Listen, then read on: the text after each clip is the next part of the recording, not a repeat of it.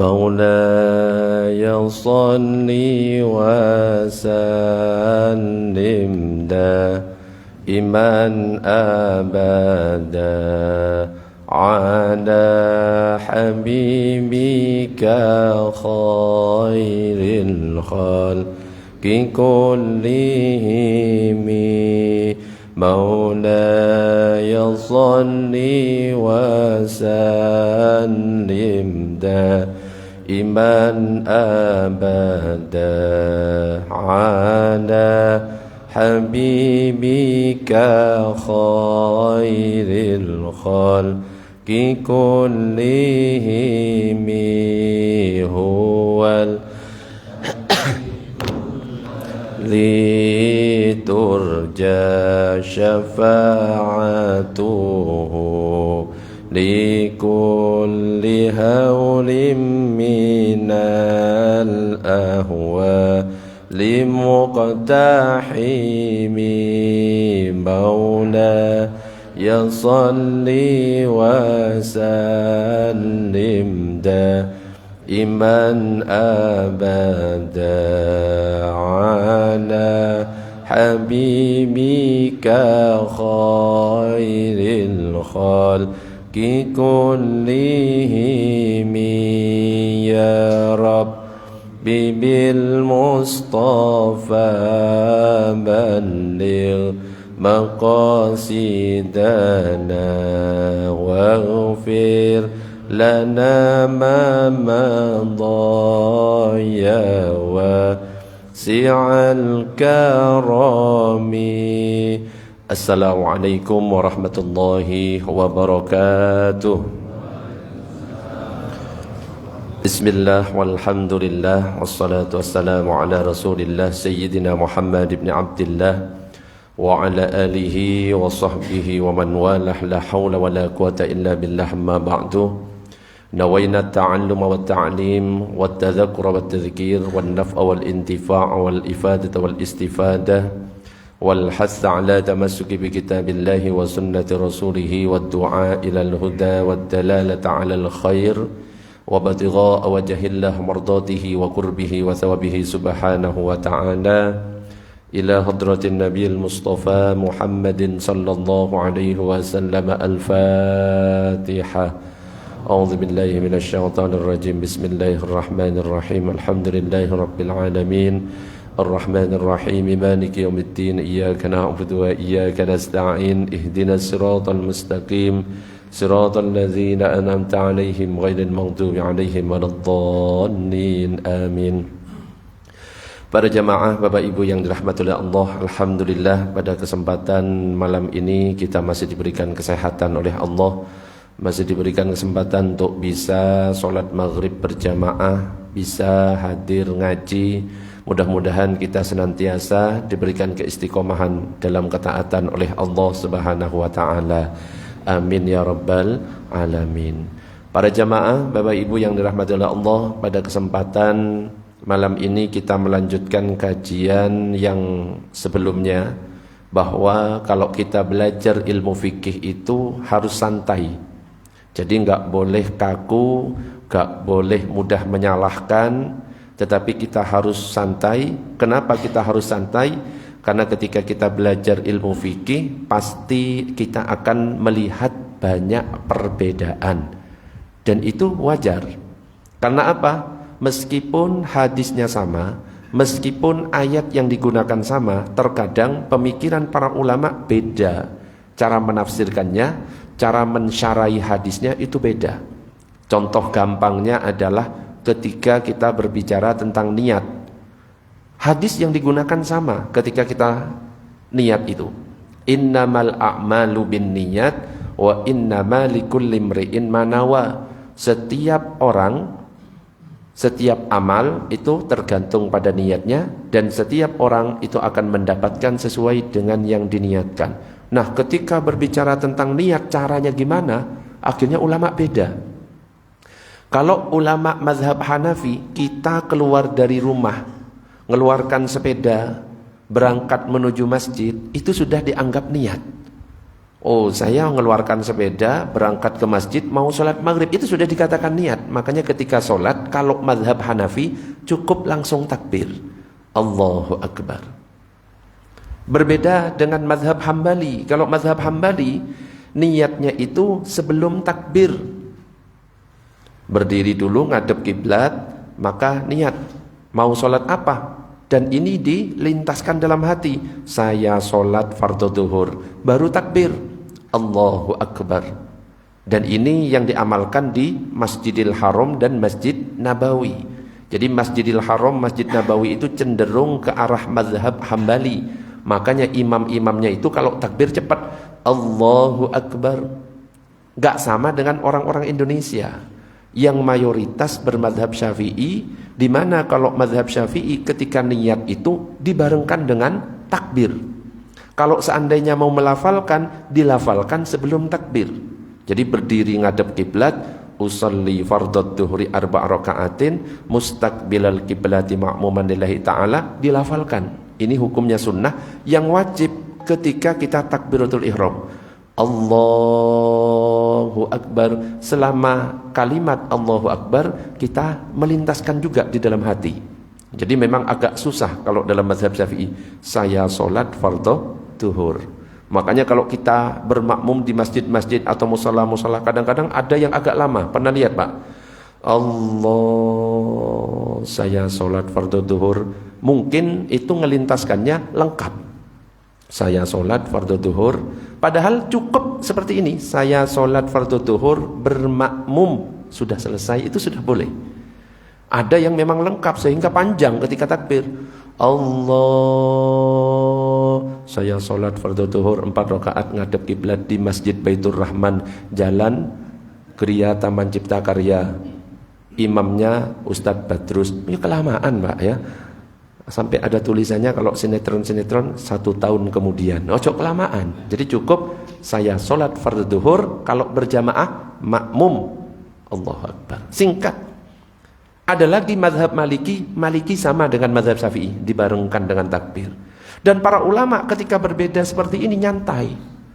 Tidak ada yang ulama ini langsung mengatakan, wah ini enggak sunnah, ini bid'ah yang seperti ini. Enggak. Makanya saya katakan kalau kita belajar ilmu fikih santai. Dan kenapa kok saya sampaikan pendapat-pendapat dari ulama, kita supaya nggak heran kalau misalkan ngelihat ulama berbeda. Ada orang jamaah kok sholatnya beda, kita nggak kaget. Ada orang atau jamaah sholat tiba-tiba nggak sendekap. Allahu Akbar, berdiri tegak. Pertanyaannya, boleh atau tidak? Boleh, menurut mazhab Maliki. Maliki itu nggak sendekap. Allahu Akbar, berdiri. Beda kalau kita kan sendekap karena ngikut mazhab Syafi'i. Allahu Akbar. Bahkan ada lagi yang sampai diputar. Allah. Ada, pernah lihat? Ya, mungkin mantan pendekar, jurus ke bawah. Dan kalau putarannya itu sampai 3 kali, batal sholatnya. Karena gerakan kalau sholat nggak boleh 3 kali atau bahkan lebih. Makanya ketika kita maju dari soft ke soft, ketika ada yang batal di sini keluar, ketika maju dicicil ketika maju itu 1 tutup, 1 tutup, 1 tutup sampai pas. Hati-hati. Ketika gatal juga pernah saya sampaikan ya, jangan seenaknya gini, dicicil. Misalkan di sini yang gatal, seret balik. Kok sih gatel, seret balik. Kok sebelahnya gatel, nggak usah digarukkan, okay? Jadi nggak usah terlalu perhatian nek sholat itu ya, cukup sendiri-sendiri. Allahumma sholli ala sayyidina Muhammad. Jadi ketika ada perbedaan, kita nggak boleh mengingkari pendapat yang berbeda dengan kita. Makanya dikatakan dalam kitab Al-Ashbah wan Nadhair, sebuah kaidah fikih yang berbunyi la yungkarul mukhtalafu fihi wa innama yungkarul mujma'u alaih. Tidak boleh mengingkari perkara yang keharamannya masih diperdebatkan, tapi harus mengingkari perkara yang keharamannya sudah disepakati. Kunut gak kunut, gak sepakat para ulama. Kecuali memang sepakat zina haram, semua ulama dari manapun semua sepakat. Kalau ada yang berzina harus kita ingkari. Tapi ketika misalkan masih ada pendapat yang mengatakan sunnah, yang mengatakan tidak sunnah, maka kita harus lapang dada menghormati. Yang kunut silahkan kunut, yang enggak kunut ya sudah enggak usah kunut, tinggal ikuti imamnya. Kalau kita misalkan orang NU yang biasanya kunut, kok sholat di Masjid Muhammadiyah yang enggak kunut, ya sudah enggak usah kunut. Kok orang Muhammadiyah sholat di Masjid NU yang biasanya kunut, ikuti imamnya. Jadi intinya imam itu ngapain diikuti. Imam takbir, takbir. Imam ruko, ruko. Imam iktidal, iktidal. Imam kunut, ya kunut. Imam enggak kunut, enggak usah kunut. Imam pulang, ya pulang. Ya apa naik pulang bareng. Ya enggak ya, kita lanjut dulu. Allahumma shalli ala sayyidina Muhammad. Baru kalau misalkan sepakat para ulama, zina haram, mencuri haram, korupsi haram, baru kalau yang seperti itu harus kita ingkari. Kalau masih berbeda para ulama, kita saling menghormati. Tahlilan ada yang melakukan, ada yang tidak. Lo masih berbeda. Para ulama masih berbeda pendapat dengan dalil masing-masing. Yang mengatakan tahlilan boleh dan dianjurkan, ada dalilnya. Yang mengatakan bid'ah, ada dalilnya.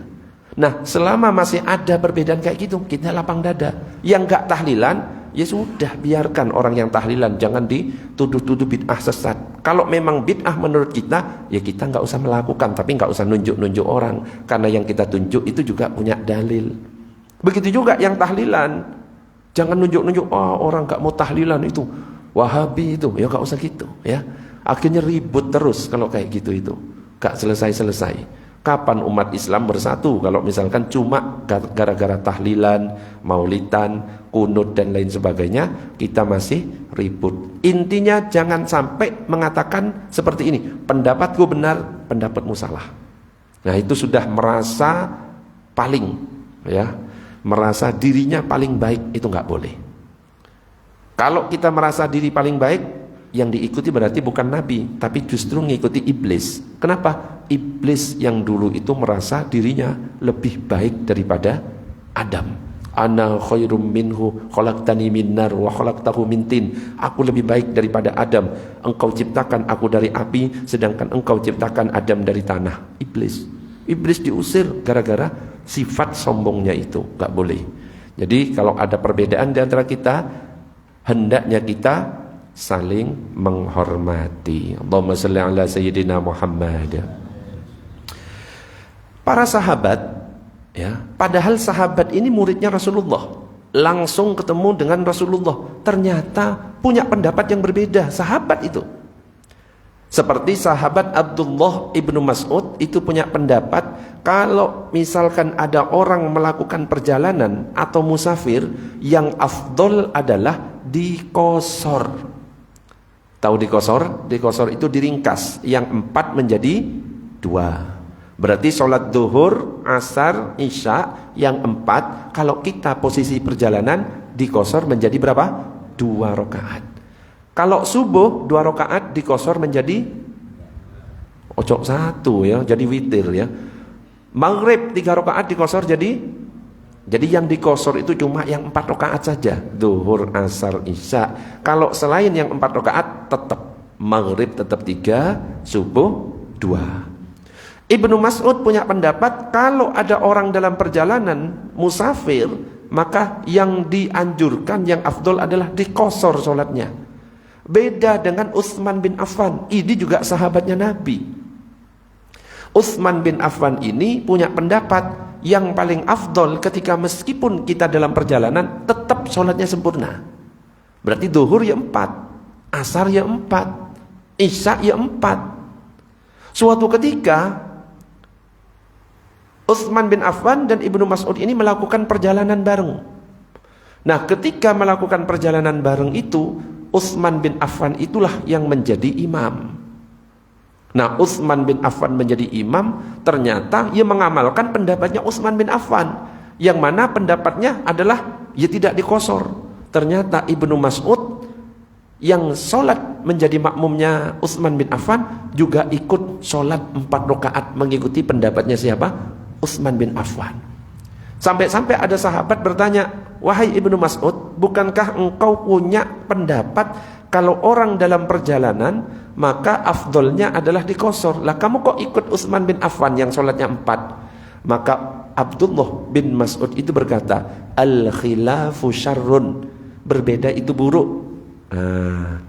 Jadi para ulama, sahabat gak mau berbeda. Apa? Ya supaya ya tidak kelihatan aneh sendiri. Intinya apa? Ya kita toleransi ketika berbeda pendapat, tidak boleh saling menyalahkan. Allahumma shalli ala sayyidina Muhammad. Jadi kalau kita misalkan dalam perjalanan, boleh dikosor alias diringkas. Sekaligus boleh dijamak. Dijamak itu dikumpulkan duhur, asar, maghrib, isya, subuh dengan sholat duha. Ya enggak ya, subuh sendirian. Jadi jamak kosor itu namanya. Dengan syarat perjalanannya kurang lebih berapa? 81 km. Dan jaraknya itu berangkat, tidak dihitung berangkat pulang. Ustadz berangkatnya 40, pulangnya 50. Enggak. Jadi berangkatnya satu kali berangkat 81 kurang lebih. Dan jelas tujuannya, saya dari Sidoarjo mau ke Banyuwangi, saya dari Sidoarjo mau ke Malang. Ternyata 81 km jelas. Bukan muter-muter. Ustadz saya kan gojek, muter-muter bahkan 200 km. Apakah boleh dijamak kosor? Enggak boleh. Bisa difahami? Allahumma salli ala sayyidina Muhammad. Nah, kalau kita yang bermadhab Syafi'i, yang afdol justru dijamak kosor kalau kita dalam perjalanan. Ketika misalkan saya mau berangkat di Madura, selama di Madura saya tinggal 4 hari, 4 hari itu bisa dijamak kosor. Kalau lebih dari 4 harus sholat sempurna. Itu kalau aturan jamak kosor. Allahumma salli ala sayyidina Muhammad. Sampai di sini. Sebelum dilanjutkan, ada pertanyaan? Monggo kalau ada pertanyaan silakan. Ada? Monggo bahas silakan. Salat jenazah.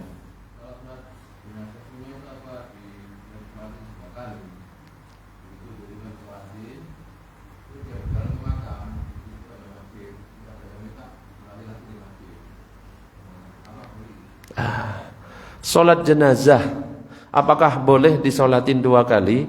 Jadi kalau misalkan ada orang yang sholat jenazah, jenazahnya misalkan ada di sini, ada orang sholat jenazah, sesi pertama. Kadang-kadang kalau sholat jenazah, kalau yang meninggal itu ulama, itu banyak itu. Bahkan itu bersesi-sesi yang sholat jenazah, lebih dari 1 kali. Datang rombongan lagi, sholat jenazah lagi. Datang rombongan lagi, sholat jenazah lagi. Tapi jenazahnya ya standby di situ ya. Dan boleh, seandainya mampir di sana sholat jenazah, iya boleh-boleh saja. Yang penting nggak merepotkan keluarga. Ya, jadi mau sholat jenazahnya berkali-kali boleh. Misalkan sudah selesai, kok ada keluarga baru datang mau sholat jenazah, boleh, nggak apa-apa. Boleh. Sholat jenazah itu berapa rakaat, Pak? Berapa? Oh, nggak ketipu ternyata ya. Berarti nggak ngantuk. Tak kira ngantuk. 4 takbir ya. Saya kalau ngaji ke ibu-ibu mesti jawabnya 2 rakaat. Kok iso 2 rakaat di kepiye gitu ya. 4 takbir. Pakai iftitah atau enggak? Allahu Akbar. Pakai iftitah atau tidak? Enggak perlu kalau sholat jenazah. Langsung takbir pertama surat Al-Fatihah. Takbir yang kedua sholawat. Sholawatnya yo sing sudah dicontohkan oleh Nabi. Allahumma sholli ala sayyidina Muhammad. Itu paling singkat.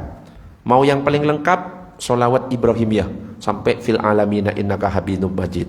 Enggak boleh sholawatan yang dipakai Habib Syekh. Allahu Akbar pada ngebulan, enggak boleh ya. Ngawur iku nek ngono ya. Tetap Allahumma sholli ala sayyidina Muhammad wa ala ali sayyidina Muhammad. Baru takbir ketiga, Allahumma ighfir lahu warhamhu wa'afihi wa'fu anhu. Takbir yang keempat, Allahumma la tahrimna ajrahu wa la taftinna ba'dahu waghfir lana walahu. Baru salam. Nek salam kalau salat jenazah lengkap.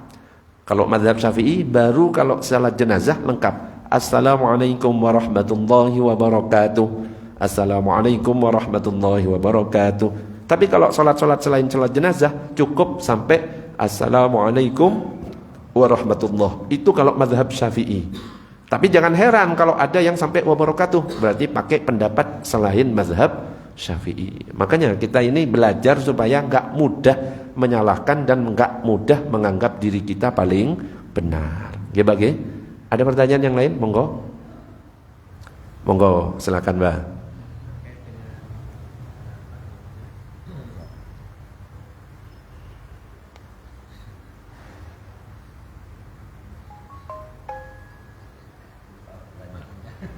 Kadung nunggu ya. Wes kadung seriusnya ini loh, lupa. Apa? Kunut. Nggih, kunut.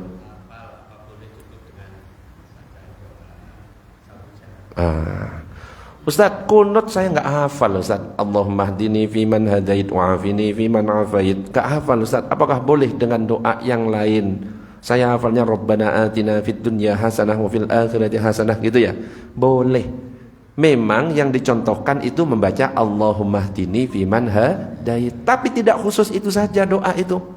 Boleh doa kunut membaca doa selain itu. Rabbana atina fid dunya hasanah wa fil akhirati hasanah wa qina azabannar. Allahumma ighfirli ya ghafur. Boleh, cuma singkat gitu boleh.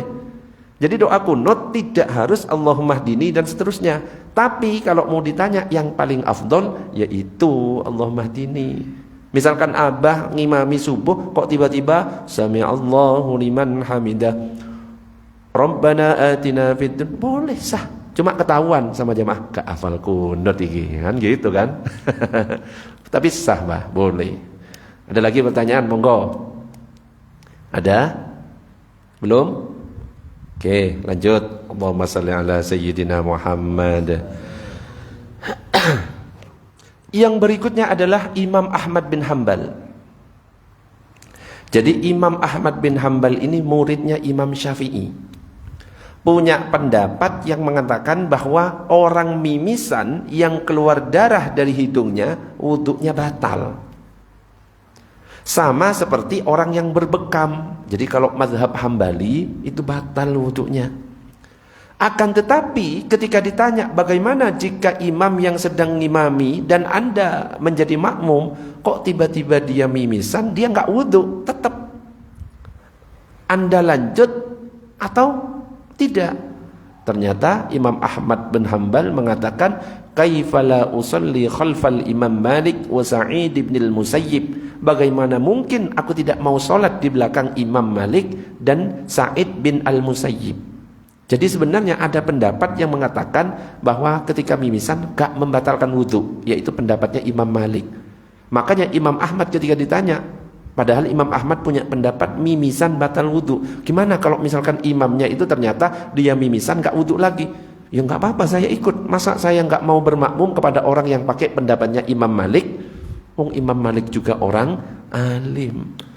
Jadi enggak masalah ya. Berarti Imam Ahmad bin Hanbal menghormati pendapat yang berbeda dengan beliau. Ada lagi Syekh Abdurrahman As-Sudais. Ada yang tahu? Syekh Abdurrahman As-Sudais ini imamnya Masjidil Haram. Suatu ketika pernah sholat di Masjid Istiqlal di akhir November 2014. Jadi Syekh Sudes ini ternyata diberi kehormatan oleh imam besar Masjid Istiqlal. Siapa imam besar Masjid Istiqlal? Yang sekarang jadi Menteri Agama. Siapa? Ya, Nazaruddin ya, Menteri Agama. Diberi kesempatan Syekh Sudes itu untuk menjadi imam. Pada waktu itu sholat Jumat. Ternyata Syekh Sudes ketika ngimam di Masjidil Haram gak pernah bismillahnya itu dikencengin, gak pernah. Coba dilihat live-nya siaran langsung ketika Imam Sudais ngimami di Masjidil Haram atau rekaman di YouTube, langsung kalau saya Sudais Allahu Akbar Alhamdulillahi Rabbil Alamin, langsung. Tapi ternyata ketika diberi kesempatan oleh imam besar Masjid Istiqlal ngimami di Masjid Istiqlal waktu salat Jumat, ternyata beda, nggak seperti biasanya. Allahu Akbar. Bismillahirrahmanirrahim. Alhamdulillahi Rabbil Alamin. Ternyata pakai bismillah. Kenapa? Ini contoh ulama yang bijak. Dia ngerti orang-orang di Indonesia mayoritas mazhabnya Syafi'i, di mana kalau mazhab Syafi'i bismillahnya dikerasin. Jadi kalau kita sholat di Indonesia kok bismillahnya dikerasin, berarti itu ikut pendapatnya mazhab Syafi'i. Jangan tiba-tiba habis datang dari haji dan umroh karena ngelihat di Mekah Madinah gak dikerasin, akhirnya di sini tiba-tiba berubah. Enggak, ya. Loh, di sana nggak pakai basmalah, sana yang paling benar. Belum tentu, ya. Di sana itu mazhabnya beda, mazhab Hambali. Kalau mazhab Hambali, bismillahnya cuma sir. Bismillahirrahmanirrahim. Alhamdulillahi Rabbil Alamin. Nah, di sana itu pakai itu. Termasuk ada lagi yang nggak pakai bismillah sama sekali. Itu pendapatnya Imam Malik. Allahu Akbar. Alhamdulillahi Rabbil Alamin. Kalau nggak pakai sama sekali bismillah, berarti pakai pendapatnya Imam Malik. Nah, kita yang bermadzhab Syafi'i, bismillah itu wajib dibaca. Kenapa? Imam Syafi'i mengatakan bahwa bismillah itu ayat pertama dari surat Al-Fatihah. Berarti harus dibaca. Kalau nggak dibaca, Fatihahnya nggak komplit. Kalau Fatihahnya nggak komplit, la sholata liman lam yaqra bi Fatihatil kitab. Tidak sah sholat seseorang tanpa membaca surat Al-Fatihah. Dan yang wajib membaca Al-Fatihah, jangan lupa kalau mazhab Syafi'i, imam wajib baca Fatihah, makmum juga wajib. Makanya pernah saya sampaikan dulu, untuk imam harus bijak. Ketika tahu makmumnya ini bermazhab Syafi'i, kasih kesempatan kepada makmum untuk membaca Al-Fatihah. Ghairil maghdubi 'alaihim waladdallin. Amin. Ojo langsung, diam dulu sebentar. Ojo lama-lama, ya, diam sebentar. Makmum ketika tahu imam berhenti sebentar langsung alhamdulillah, bismillahirrahmanirrahim, alhamdulillah. Makmum ketika baca minimal terdengar oleh telinga sendiri, bukan di dalam hati. Kalau di dalam hati, sholat tidak sah. Allahumma shalli ala sayyidina Muhammad. Jadi Syekh Sudes yang biasanya enggak mengeraskan bismillah, tiba-tiba ketika ngimami di Istiqlal dikeraskan bacaan bismillahnya. Meskipun di rakaat kedua nanti bacaan bismillahnya disir lagi, dipelankan lagi. Itu menunjukkan bahwa apa? Beliau faham tentang apa? Cara menghormati pendapat yang berbeda dengan beliau. Nah, kita itu harus seperti itu. Jangan mudah nyalahkan. Justru kalau kita melihat orang beda dengan kita, kita husnudzon. Oh, mungkin ada pendapat yang saya tidak tahu. Gitu aja.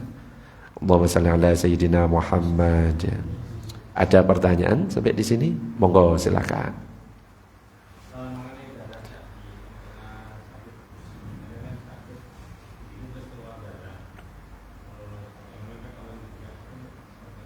Ya.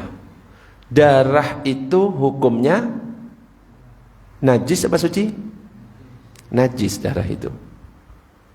Jadi yang dimaksud tadi, yang mimisan, dia nggak wudhu lagi, ya mimisannya itu sudah dibersihkan. Ya, dia dalam keadaan punya wudhu, terus mimisan, dia cuma membersihkan, nggak wudhu lagi. Tapi saat posisi sholat, dia sudah nggak mimisan, tapi dia nggak wudhu lagi, paham? Nah, darah itu najis. Bagaimana Ustadz kalau misalkan darah digusi? Ini kadang-kadang nggak sengaja keluar darah. Kalau nggak sengaja dan tidak kita ketahui dan cuma ukurannya sedikit, maka itu dimaafkan. Tapi kok banyak sekali, terasa. Rasanya mungkin asin, kok kayaknya banyak. Nah, kalau banyak itu batal. Kenapa? Najis. Karena ketika kita sholat kok membawa najis, ya sholatnya batal. Ibaratnya kita sholat, kita nggak tahu kalau di badan kita ada najis. Setelah selesai sholat, Abai Pin datang, di bajumu ada najis. Ngulang atau tidak? Ngulang. Habis itu jita Abai Pin, ojo dikasih tahu gitu ya. Dek nggak tahu aman. Ya, kalau kita sholat kok selesai nggak tahu kalau ada najis, sah. Tapi ketika ada yang ngasih tahu, wajib ngulang bagi kita. Ya, dan kita yang tahu ngelihat orang itu ada najis, kita wajib ngasih tahu, ya. Tidak boleh diem aja. Tadi ada najis di sini. Ulang sholatnya. Tapi kalau nggak tahu aman. Gitu ya. Darah nyamuk. Kalau darah nyamuknya tiba-tiba keluar darah sendiri, itu dimaafkan. Tapi kalau sengaja kita keluar darah, batal kita. Sama kayak jerawat. Lagi sholat, jerawatnya tiba-tiba keluar sendiri, ya. Apa namanya? Meletus kayak gunung ya. Meletus tiba-tiba keluar. Itu dimaafkan. Tapi ketika kita sholat sambil itu batal, ya. Ada yang lagi kunut sambil cetat-cetit tangan. Allahumma hdina bima, batal itu. Ya, sambil gini. Pernah sholat di samping saya sampai enggak husuk saya. Iki lapo iki. Gini. Itu batal itu. Ya, beda dengan orang yang baca Quran sambil buka HP. Boleh apa enggak? Boleh. Yang penting tidak 3 gerakan. Yang penting itu gerakan tidak sampai 3. Siapkan, kalau memang benar mau pakai HP, siapkan halamannya. Jangan dikunci, di password. Passwordnya lupa. Ya, kakian gaya. Sudah terbuka Al-Qur'annya. Kalau memang mau pakai HP, yang lain husnudzon. Ojo malah suudzon, iki ngimami kok pakai HP. Jangan, bisa jadi Al-Qur'an sudah siap. Ambil. Seret. Jangan banyak gaya, jangan banyak gerak. Saya buka password, ya. Terus ngehang, matikan HP, ya, batal gitu. Ya, jadi gerakan gak boleh banyak-banyak ketika kita sholat. Oke, Mbah? Ada lagi? Monggo, Mbah, silakan. Boleh.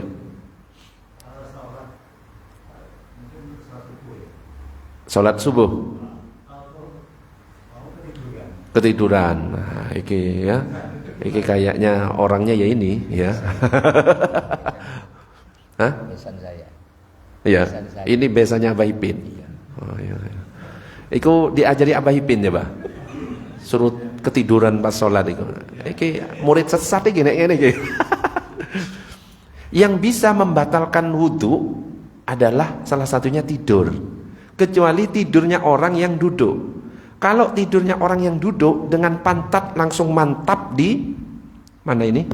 Lantai atau bumi, itu enggak batal. Makanya kalau Jumatan ada orang duduk tidur, itu enggak batal, enggak perlu wudu.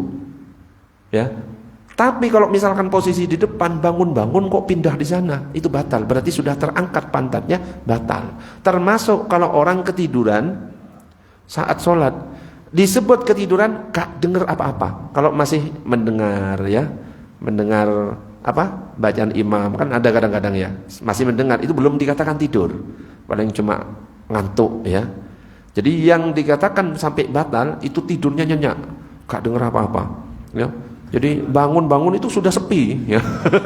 Itu namanya tidur, ya. Kayak gitu itu tidur namanya, ya. Jadi kalau misalkan sampai tidur nyenyak dalam keadaan berdiri atau sujud, ya, dikira meninggal dalam keadaan sujud ternyata turu, ya, itu batal. Kenapa? Pantat dalam keadaan terangkat. Itu hati-hati, ya. Ya kalau memang ngantuk bawa jam beker gitu ya. Didit. Oh, ya, gitu. Ada lagi pertanyaan? Monggo. Nah, meninggal, innalillahi wa inna ilaihi rajiun. Ya, semut aja loh, bahasanya sopan. Telah meninggal dunia, semut, ya. Kalau diginikan ini yang membuat batal itu jadi bangkai. Diginikan ini, ya, yang disengaja oleh kita itu yang membuat akhirnya jadi najis, akhirnya jadi bangkai, ya sudah batal sholat kita. Makanya ada nyamuk, ada apa, jangan di ini. Ada darah di sini, jangan dipaksa-paksa. Ya, misalkan kalau di pantat itu apa? Benjol. Udun, ya. Udun. Nek kita nyeples sendiri, ya, misalnya keluar sendiri, itu saya dimaafkan kalau sedikit. Ya. Kalau sengaja, ya, sambil tasahud mencet-mencet udun.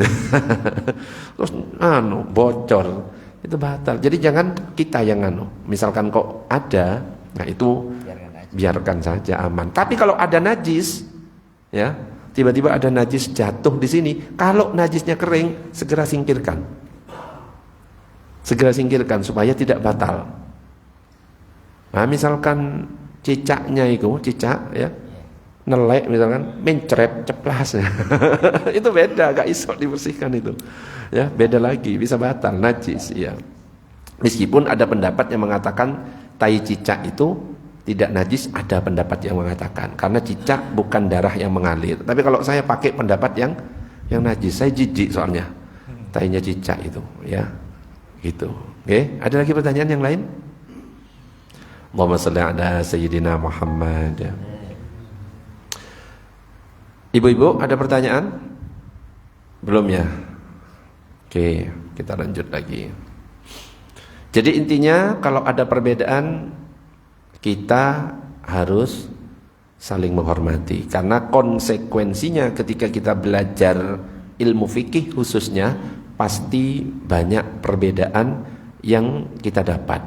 Makanya dikatakan man lam ya'rifil ikhtilafah lam yashumma anfuhu al-fiqha. Siapa yang tidak tahu atau tidak mengakui ikhtilaf, tidak mengetahui perbedaan pendapat, maka dia sama sekali tidak bisa mencium fikih. Jadi kalau ada orang yang kaku, ini enggak boleh, ini enggak boleh, tanpa memperhatikan pendapat-pendapat yang lain, maka berarti dia tidak faham ilmu fikih. Wes kita nyantai aja. Ngaji itu gunanya supaya apa? Ya kita adem, ngerti kalau ada perbedaan-perbedaan, gak mudah nyalahkan dan lain sebagainya.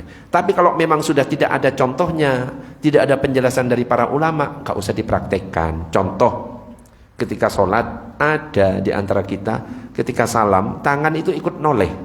Ada gak kira-kira? Assalamualaikum warahmatullahi wabarakatuh. Ada? Assalamualaikum. Ini gak ada contoh dari Nabi, gak ada. Para ulama juga gak menjelaskan seperti itu. Sing noleh kepala. Assalamualaikum. Nolehnya kepala pun itu jangan sampai membuat badan kita ikut noleh. Cukup kepala saja. Assalamualaikum. Ini batal. Batal ini. Assalamualaikum. Batal. Tapi cukup Assalamualaikum warahmatullahi. Assalamualaikum warahmatullahi. Dan yang benar ketika mengucapkan salam itu jangan Assalamualaikum warahmatullahi, itu tidak sah. Banyak imam-imam yang enggak sengaja tanpa sadar mengucapkan salamnya seperti itu. Assalamualaikum warahmatullahi, Assalamualaikum warahmatullahi. Salam bukan selam. Tapi Assalamualaikum warahmatullahi, harus ada alif lamnya di depan. Assalamualaikum warahmatullahi. Karena kalau bahasa Arab itu beda huruf, beda arti. Termasuk ketika membaca basmalah, membaca surat Al-Fatihah, milih imam itu harus yang benar bacaannya. Yang paling benar bacaannya itu yang dipilih, bukan dilihat karena dia tua, karena dia ketua takmir, karena dia mungkin paling sepuh, sudah pernah berangkat haji terus jadi imam. Enggak. Karena kalau beda huruf saja artinya beda. Contoh, Bismillahirrahmanirrahim. Artinya apa? Dengan nama Allah yang maha pengasih, maha penyayang. Kalau pakai sin, Bismillahirrahmanirrahim, dengan nama Allah. Salah, nggak pakai sin, pakai sa. Tahu sa? Yang titik 3. Bismillahirrahmanirrahim, dengan dosa Allah yang maha pengasih, maha penyayang. Loh, ya dengan dosa Allah. Kalau kita melihat orang yang bacaan Fatihahnya salah, gak boleh kita ikut. Harus apa? Mufarokoh. Ya pertama kita perbaiki dulu. Loh kok bismillah? Bismillahirrahmanirrahim. Kok gak bisa diperbaiki? Kita langsung dalam hati, saya mufarokoh. Mufarokoh itu artinya misah. Saya tidak bermakmum lagi. Dalam hati, langsung sholatnya sendiri. Gak usah ikut imam. Kalau ikut imam, ikut batal. Alhamdulillahi Rabbil Alamin. Pakai hak. Alhamdulillah, segala puji bagi Allah. Pakai hak.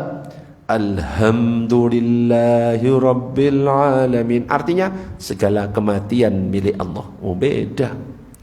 Ar-Rahmanir-Rahim. Pakai hak.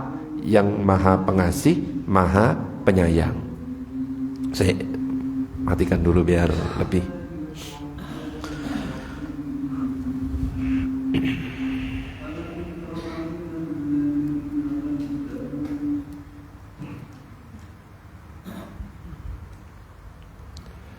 Ar-Rahmanir Rahim. Kalau pakai ha itu artinya yang maha pengasih, maha penyayang. Diubah menjadi kha. Ar-Rahmanir Rahim, yang maha pengasih lagi maha merdu. Beda. Iya, ada tasdidnya. Iyyaka na'budu wa iyyaka nasta'in. Hanya kepadamu kami menyembah dan hanya kepadamu kami minta pertolongan. Enggak pakai tasdid. Iyyaka na'budu wa iyyaka nasta'in. Artinya hanya kepada cahaya mataharimu kami menyembah dan hanya kepada cahaya mataharimu kami minta pertolongan. Jadi syirik. Makanya pilih imam yang pertama dilihat yang faqih, faham ilmu fikih. Kok ternyata ada dua orang sama-sama faham ilmu fikih, baru dilihat yang Qur'annya bagus. Ustadz, sama-sama alim, sama-sama Qur'annya bagus, baru dilihat yang lebih tua yang mana. Ustadz, umurnya bareng pas lahir, sama-sama tua, dilihat siapa yang tinggal di sini terlebih dahulu. Ustadz, pas beli rumah bareng, dilihat lagi yang dicintai oleh jamaahnya yang mana, sing paling ganteng dipilih. Nah, jadi pengaruh itu ya, kegantengan itu dipengaruh untuk jadi imam. Kenapa? Semakin dicintai oleh jamaah, afdol. Imam yang tidak disukai oleh jamaah, makruh hukumnya. Ustadz, sama-sama ganteng, cari yang paling sabar. Cara ngelihat orang paling sabar, biasanya istrinya dua, sering diomeli istri. Jadi kesabarannya sudah tanggung, jadi wah istrinya dua, jadi imam gitu. Ya, gak sembarangan. Allahumma shalli ala sayyidina Muhammad. Monggo ada pertanyaan sampai di sini, silahkan. Monggo.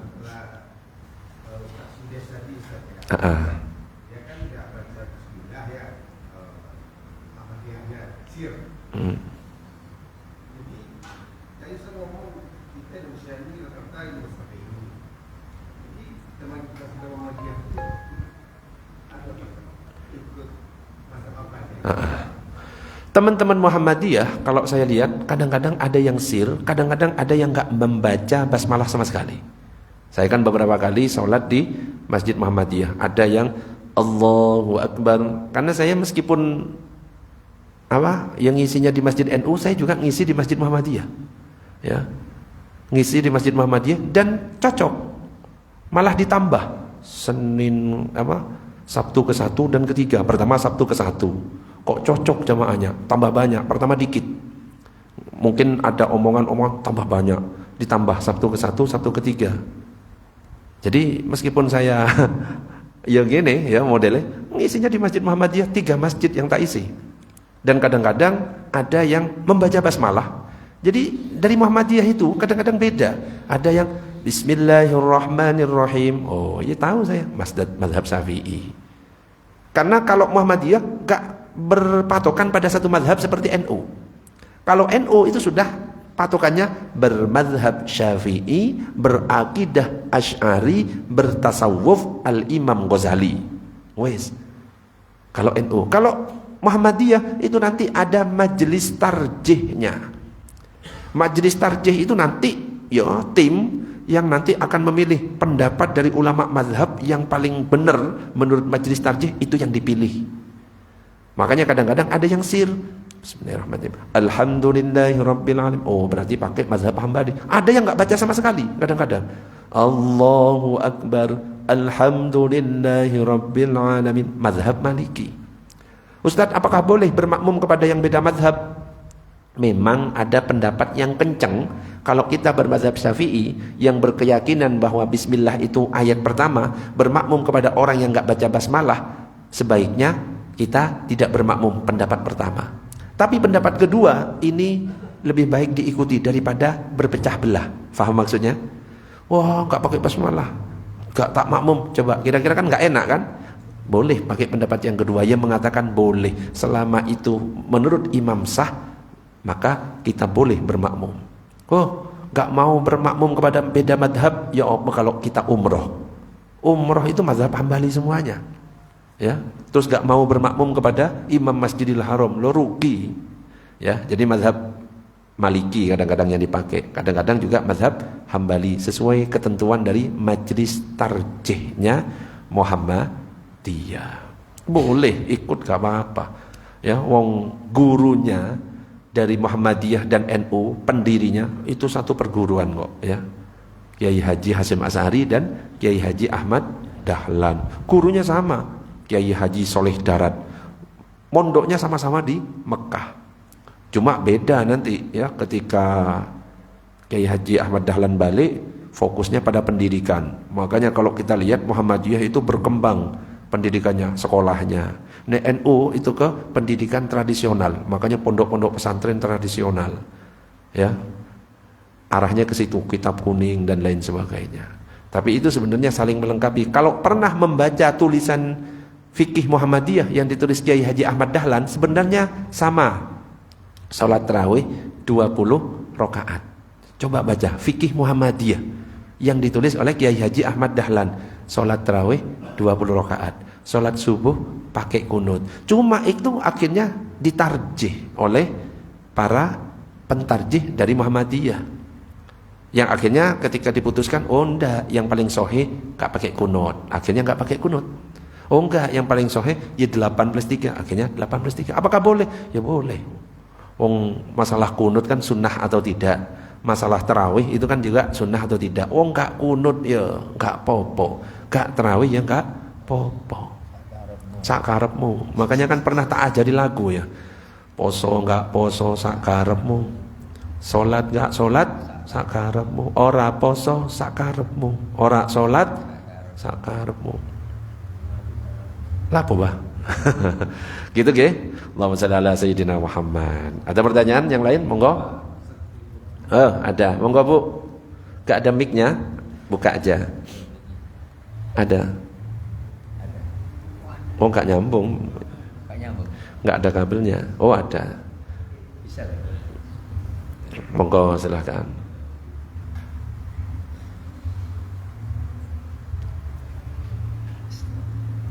Ini orkes lah. Ada kali di belakang. Oh. Kampungnya Bumia. Oh.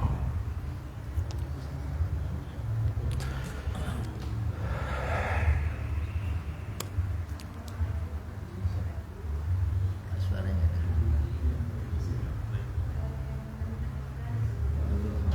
Enggak dengar. Sebentar, mic-nya nyala sudah. Sudah nyala. Ya. Terima kasih. Assalamualaikum warahmatullahi wabarakatuh. Waalaikumsalam warahmatullahi wabarakatuh.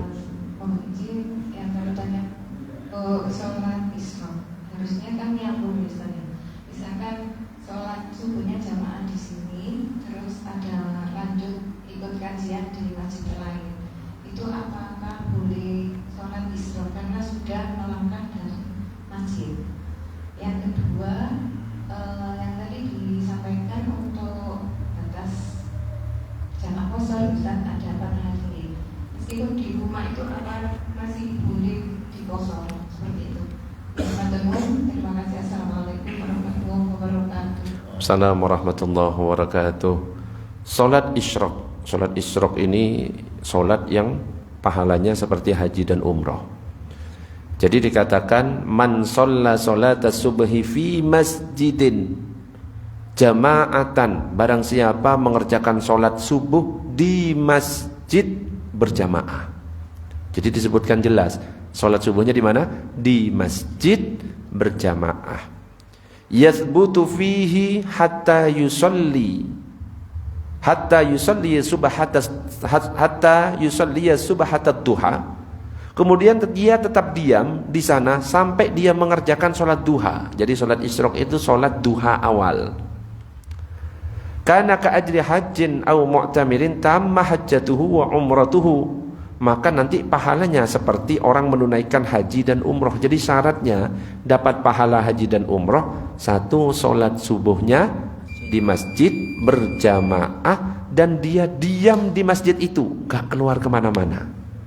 Ya, mau pulang sebentar enggak, atau ke masjid lain. Kalau ke masjid lain ya sudah gagal. Cuma dapat pahala ngaji, dapat pahala sholat duha, tetap dapat pahala duha, cuma gak masuk ke keutamaan sholat Isyraq yang pertama. Yang kedua apa tadi? Apa yang kedua? Kosor. Qasar. Qasar apakah boleh saat di rumah? Jamak dan qasar itu saat di perjalanan. Kalau kita belum berangkat, masih di sini, belum berangkat, misalkan saya mau ke Madura, saya masih di Sidoarjo, nggak boleh jamak qasar. Tapi ketika posisi perjalanan, nyampe Al-Akbar, saya sholat di situ jamak qasar, boleh. Nyampe di Madura, itu status saya masih musafir selama 4 hari. Faham? Di Madura masih boleh jamak qasar selama 4 hari. Kalau lebih dari 4, itu sholatnya harus sempurna. Perjalanan balik boleh jamak qasar. Nyampe di rumah gak boleh. Itu aturan jamak qasar. Wallahu a'lam bishawab. Sudah habis ya. Kita tutup dengan doa kafaratul majlis. Subhanakallahumma wa bihamdika asyhadu an la ilaha illa anta astaghfiruka wa atubu ilaik. Assalamualaikum warahmatullahi wabarakatuh.